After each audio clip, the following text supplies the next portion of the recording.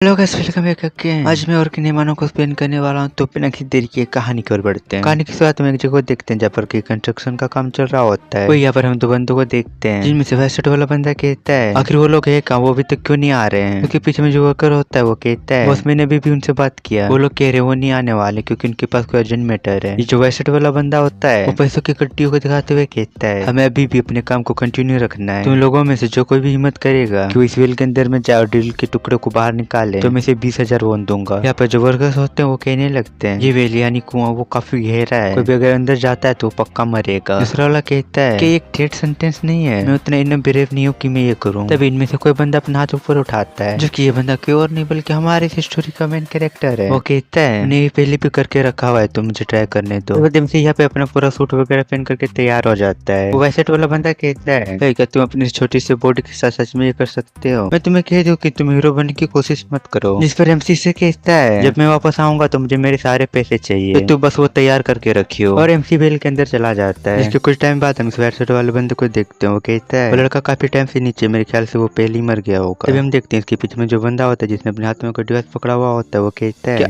आखिर सीडार के साथ क्या गलत है, किसी भी मूवमेंट को डिटेक्ट क्यों नहीं कर रहा है? और वो कहता है ये टूट गया, जल्दी से उसे बाहर खींचो। और एमसी उस वेल से बाहर निकल जाता है। अपना हेलमेट रखते हुए कहता है मैंने अपना काम पूरा कर लिया तो मेरे पैसे खाए। जो कि वेबसाइट वाला बंदा एमसी को पैसे देते हुए कहता है तुम अपने लाइफ से ज्यादा पैसों की केयर करते हो, खैर छोड़ो ये रहे तुम्हारे पैसे। वही पर जो वर्कर्स होते हैं वो लोग कह रहे होते हैं कि इस बार ही तो इसने सर्वाइव कर लिया, पर नेक्स्ट टाइम के बारे में क्या कहते हो? जरा एमसी को देखते हैं। वो कहता है मेरा नाम जूस जॉब है, मैं 18 साल का हूँ और मैं एक पार्ट टाइम वर्कर हूँ। एमसी बताता है कि वो ये सब काम अपनी सिस्टर की ट्रीटमेंट के पैसों को पे करने के लिए कर रहा है, और जब तक उसे जो कोई भी पैसे देगा उसके लिए कोई भी काम करेगा। इसे फर्क नहीं पड़ता वो काम कैसा और कितना भी आर्ट क्यों ना हो, एमसी वो अपनी जी जान से करेगा। बाद एमसी यहाँ से जाने लगता है। अपना नाक पोंछते हुए कहता है मुझे फिर से ब्लीडिंग हो रहा है। और यहीं पर हम एक बंदे को देखते हैं जो कि एमसी के सामने खड़ा होता है और पूरा कवर होता है, मतलब उसने खुद को पूरा कवर करके रखा हुआ होता है। वो एमसी से कहता है तुम इतना हार्ड वर्क कर रहे हो बस इसने कुछ पैसों को कमाने के लिए, डूड क्या ये वर्थ इट भी है? अगर हम एमसी को देखते हैं जो कि थोड़ा हैरान हो गया होता है, क्योंकि ऑफकोर्स हर कोई हैरान होगा अगर तुमसे कोई ऐसे तुम भी जा रहे हो और सामने से कोई बंदा कहे तो। एमसी से साफ साफ कहता है अगर ये कुछ पैसों के लिए नहीं होता तो ये मैं नहीं करता। जिस पर ये बंदा अपना एविलेंस हंसते हुए एमसी से कहता है मैं तुम्हें एक अपॉर्चुनिटी दे सकता हूँ अपनी इस लाइफ को चेंज करने का, जिसके लिए तुम्हें बस एक गेम को खेलना होगा। तुम्हें बस गेम खेलना है और जब तक तुम ये खेलोगे, जब तक तुम जितने पे बड़े प्राइजेस को जीत सकते हो, क्या तुम ट्राई करना चाहते हो? एमसी यहाँ से जाते हुए इसे कहता है सॉरी मैं इंटरेस्टेड नहीं हूँ। और वो अपने मन में कहता है मैंने अभी भी बस कुछ पैसों को जीता है और मुझे एक इसके मरिए पहले मिल चुका है। इसके बाद हमें हॉस्पिटल को देखते हैं जहाँ पर एमसी आ गया होता है। वो अपने सामने से आ रहे डॉक्टर से कहता है डॉक्टर लिखिए कोइंसिडेंस है, मैं ऑफिस से मिलने के लिए आने वाला था। और जो डॉक्टर होता है वो एमसी के फटे कपड़े को देख करके कहता है तुम मेरे से दूर हो, क्या तुमने इस महीने की फी को पे किया? अगर तुमने अभी तक पे नहीं किया तो मैं तुम्हारे सिस्टर को मेडिसिन नहीं दे सकता हूँ। और हाँ साथ ही जियाजू की किडनी का डिसीज वो बिगड़ना शुरू हो चुका है, तो उसके लिए बेहतर ये होगा कि इसकी किडनी ट्रांसप्लांट सर्जरी को जितनी जल्दी किया जा सके उतना जल्दी किया जाए। पर तुम्हारा करंट कंडीशन को देख करके लगता है अगर तुम सर्जरी के लिए पे करने के लिए पैसे लेकर के नहीं आ पाते हो तो बेटर होगा तुम मेंटली खुद को पेपर कर लो कुछ वर्ड्स देखने के लिए। और कुछ वर्ड्स से क्या मतलब होता है तुम वो समझ सकते हो। जिसने अपना सिर नीचे कर लिया होता है वो कहता है डॉक्टर आप चिंता मत कीजिए मैं पैसों का इंतजाम कर लूंगा। जो डॉक्टर होता है वो यहाँ से जाते हुए एमसी से कहता है हाँ ये कुछ $100,000 है, आगे तुम्हारे जैसे बच्चों को इतने बड़ी अमाउंट में पैसे कहाँ से मिलेंगे, फिर जाने तो ये तुम जानो। और इधर में हम उस पहले वाले बंदे को देखते हैं जो कि एमसी को छुप करके देख रहा होता है। हम एमसी को देखते हैं जो कि अपनी सिस्टर के पास आ गया होता है। वो कहता है आखिर ये मैं कैसे करूंगा, आखिर मैं इतने पैसों का इंतजाम कैसे करूंगा। और इधर में एमसी की सिस्टर को देखते हैं जिसको ऑक्सीजन मास्क लगा हुआ होता है। एमसी अपनी सिस्टर की हालत को देख करके कुछ नहीं कह रहा होता है। तभी एमसी का फोन रिंग होने लगता है जो कि उसे उसके डेट का कॉल आ रहा होता है। एमसी डोर के पास आता है और अपने डेट का कॉल उठाता है और उनसे कहता है मैंने आपको पहले कह दिया मेरे पास आपके लिए पैसे नहीं है। एमसी का डेड उधर से कहता है जी अब इसे फर्क नहीं पड़ता तुम जितने भी पैसे को क्यों ना लगा लो, यहाँ पर कोई गारंटी नहीं है कि तुम्हारे सिस्टर का इलनेस क्योर हो सकता है। मैंने कुछ लोगों के पैसों को किया है, लेंडर ने कहा है वो मर जाती है और हम उसके मैं ये नहीं कहूंगा बट एमसी का जो फादर वो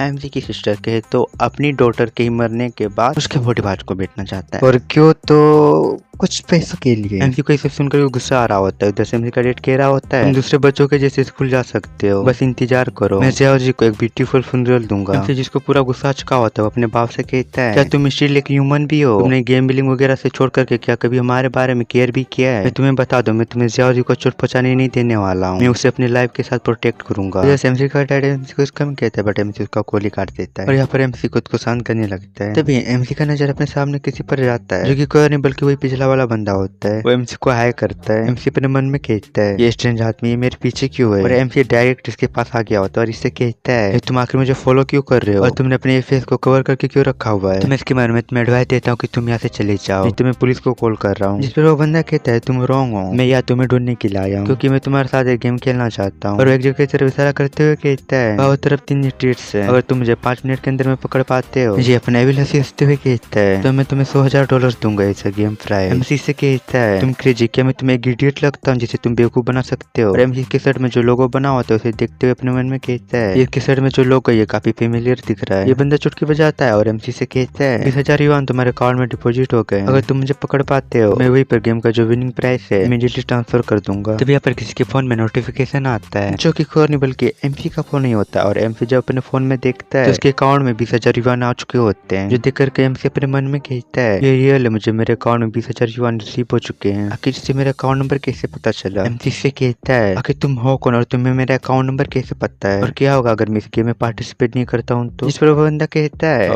अगर तुम चैलेंज को मना भी कर देते हो तो मैं तुमसे नहीं कहने वाला कि तुम मुझे पैसे रिटर्न कर दो। एमसी अपने मन में सोचने लगता है ये नॉर्मल नहीं है और यहाँ पर मेरे पास खोने के लिए भी कुछ नहीं है, मैं जीतूं या फिर हारूं, इसने पहले मुझे गेम के प्राइस का एक छोटा सा अमाउंट ट्रांसफर कर दिया है। एमसी से बंदे से कहता है मैं तुम्हारे साथ खेलने के लिए एक्सेप्ट करता हूँ पर तुम। एमसी से कुछ और कहते हैं, इससे पहले ये बंदा विंडो के ऊपर चढ़ गया होता है। वो कहता है 5 मिनट का काउंटडाउन स्टार्ट होता है, चलो गेम को स्टार्ट करते हैं, और सीधे विंडो से नीचे कूद जाता है। एमसी जब दिखता है तो वो बंदा सही सलाह नीचे उतरा होता है और वो भाग रहा होता है, जो देखकर के एमसी अपने मन में कहता है ये बंदा इतने ऊपर से कूदने के बाद भी ठीक है। एमसी खुद भी रेडी होते हुए कहता है चल इसे छोड़ो, मुझे इसके बारे में भी नहीं सोचना चाहिए, मुझे उसे जल्दी से पकड़ना चाहिए। और एमसी या सीढ़ियों से दौड़ करके नीचे उतरने लगता है और इधर 5 मिनट में से 31 सेकंड गुजर चुके होते हैं। एमसी आ गया होता है, देखता है वो बंदा एक गली से भाग रहा होता है, एमसी भी उसके पीछे उसका पीछा करने लगता है। अपने मन में कहता है ये काफी फास्ट है, ये अच्छा कि मैं इस जगह से हमेशा गुजरता हूँ, मुझे हर जगह के रास्तों के बारे में पता है और मैं उसे शॉर्टकट लेके भी पकड़ सकता हूँ। और एमसी इसके पीछे भागने लगता है और इधर 1 मिनट 20 सेकंड गुजर चुके होते हैं 5 मिनट में से, और मैं तुम्हें इन दोनों की दौड़म दौड़ाई को मैं पूरा एक्सप्लेन नहीं कर सकता हूँ क्योंकि उसमें कुछ एक्सप्लेन करने के लिए है ही नहीं, मैं तुम्हें सीधे मेन पॉइंट में जाता हूँ। एमसी इस बंदे का पीछा करते हुए एक बिल्डिंग के ऊपर में आ गया होता है और नीचे देखते हुए कहता है ये काफी ऊंचा है, और हम उस बंदे को देखते हैं जो कि इस बिल्डिंग के नीचे से भाग करके जा रहा होता है। एमसी से देखते हुए कहता है अगर मैं यहाँ से कूदा तो मेरे पास एक चांस है कि मैं उसे पकड़ सकता हूँ, पर ये काफी ऊंचा है, मैं यहाँ से गिरा तो मैं पक्का मरूंगा। फिर एमसी सोचने में टाइम को वेस्ट न करते हुए सीधे यहाँ से कूद जाता है और यहाँ पर 4 मिनट 56 सेकंड हो चुके होते हैं 5 मिनट में से। इधर उस बंदे को देखते हैं जो कि नीचे से भाग करके जा रहा होता है, वो अपने व्हील से हंसते हुए मन में कहता है लगता है ये खत्म हो चुका है, वो बस एक ऑर्डिनरी पर्सन था, इस बार मैं ये गलत था कि मैंने उसी के पीपर समझा था कि वो मुझे पकड़ पाएगा। और यहाँ पर 4 मिनट 59 सेकंड हो चुके होते हैं। वो बंदा कहता है लगता है मैं जीत चुका हूँ। तभी इधर एमसी इधर से उधर कूदते हुए इसके पास आ गया होता है और सीधे इसे पीछे से पकड़ लेता है, जो देख करके शौक हो गया होता है। फिर जमीन में लैंड करते हुए इसे कहता है मैंने तुम्हें पकड़ लिया। उसके कुछ देर बाद हम इन दोनों को एक बिल्डिंग के नीचे में देखते हैं जहाँ पर कि एमसी थक चुका होता है, वो हाफ रहा होता है, और इधर एमसी को उसके अकाउंट में बाकी के 80,000 युआन मिल चुके होते हैं और एमसी अकाउंट में टोटल बैलेंस मिला के होता है 1,04,230 युआन। एमसी अपने मन में कहता है मैंने आखिरकार 1,00,000 युआन जीत ही लिए। हम उस बंदे को देखते हैं जो कि एमसी से कहता है कांग्रेचुलेशन, तुमने अपने प्राइज को जीत लिया है, और क्या तुम और पैसे चाहते हो? इसके आगे में जो गेम आने वाले उनके प्राइस और भी काफी बड़े हैं इससे, यहाँ पर और भी इतने सारे गेम्स है जिनके बारे में तुम सोच भी नहीं सकते हो। हम एमसी को देखते हैं जिसको छोटे वगैरह आगे होते हैं और वो थकान की वजह से काफी ज्यादा आभरा होता है। अपने मन में कहता है अगर मैं डिसाइड करता हूँ कि मैं कंटिन्यू करूँ खेलना तो मैं इतने पैसे कमा सकता हूँ कि मैं जियाजी के सर्जरी के लिए पैसे पे कर पाऊँ। और एमसी इस बंदे से कहता है मैं कंटिन्यू करना चाहता हूँ, सिर्फ फर्क नहीं पड़ता कि गेम कैसा होगा, जब तक तुम मुझे पैसे पे करोगे मैं अपने लाइफ तक दे दूंगा। वो बंदे को देखते हैं जो कि एक तरह से साइबोर्ग या फिर तुम रोबोट कह सकते हो तरीके का होता है, जो कि एमसी ने इसका पैसा अभी तक नहीं देखा है। ये एमसी से कहता है ठीक है तो ये तुमने खुद से कह दिया है, जो सुनकर के एमसी को थोड़ा समझ में नहीं आया होता है। हम देखते हैं ये बंदा एमसी का हाथ पकड़ करके उसके हाथ में उसे एक ब्रेसलेट को पहना देता है और यहाँ पर वो ब्रेसलेट या फिर लाइक सिस्टम टाइप का होता है, उससे मतलब आवाज कहता है प्लेयर की आइडेंटिटी को स्कैन किया जा रहा है और एमसी यहाँ पर ब्लैकआउट होने लगता है। वो कहता है मुझे मेरा सिर काफी भारी फील हो रहा है, और एमसी यहाँ पर बेहोश होकर के गिर जाता है। और वो जब वो अपनी आंखें खोलता है हम देखते हैं दूसरी जगह में होता है, उसके जो कपड़े होते हैं वो बदल चुके होते हैं और उसके सामने मरे हुए लोग पड़े हुए होते हैं। एमसी यहाँ पर आसपास की जगह को देखने लगता है जहाँ पर सिर्फ लोगों के लाशें ही पड़े हुए होते हैं। अब उन लाशों के बीच में 2 छोटे बच्चों को देखते हैं जो कि एक्चुअली में बच्चे नहीं बल्कि 2 मॉन्स्टर होते हैं। गेम का सिस्टम बताता है गेम स्टार्ट होने वाला है तो प्लीज खुद को तैयार कर लीजिए। और इसके साथ आज का एपिसोड खत्म होता है, मिलते हैं अगले एपिसोड में, तब तक के लिए गुड बाय।